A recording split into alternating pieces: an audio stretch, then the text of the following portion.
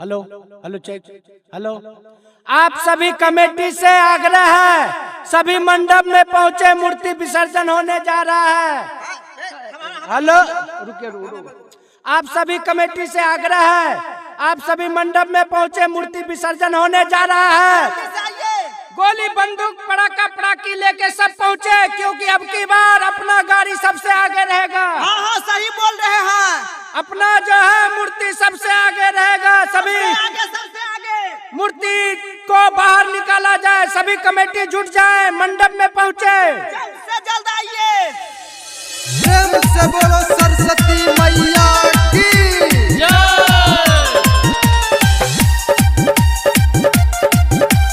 DRK recording studio Mohanpur. Music by Mukesh Sharma. अब की बारी पीछे न हट गाड़ी,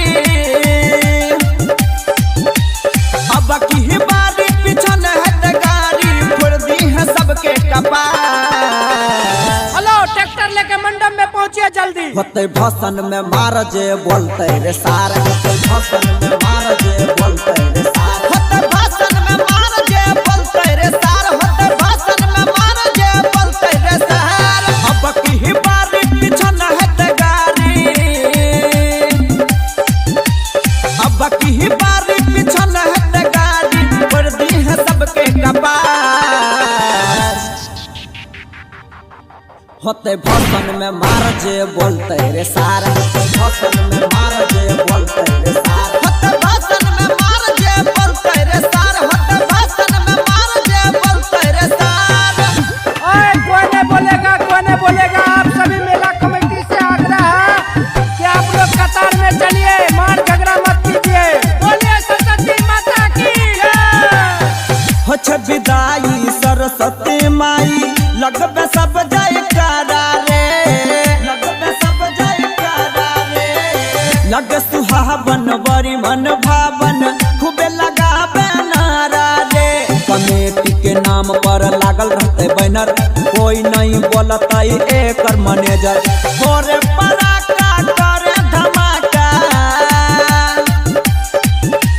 थोड़े पराका करे धमाका, लगा के चले कतार।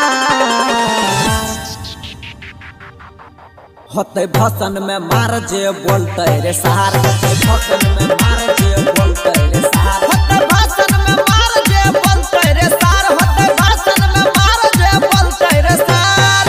Hello hello hello. आप सभी कमेटी से आग्रह है, महिलाओं के तरफ पुरुष को नहीं जाने दें, महिलाओं को एक तरफ लेके चलिए, बार दंगा शांत करते हुए चलिए।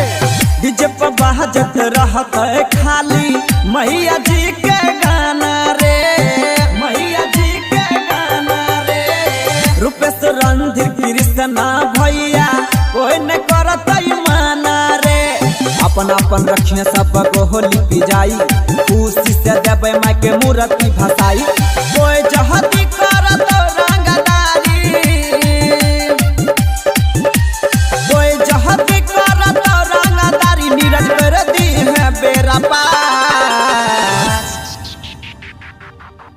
होते भाषण में मार जे बोलते रे सार, होते भाषण में मार जे बोलते रे सार, होते भाषण में मार जे बोलते रे सार, होते भाषण में मार जे बोलते रे सार। DRK recording studio Mohanpur.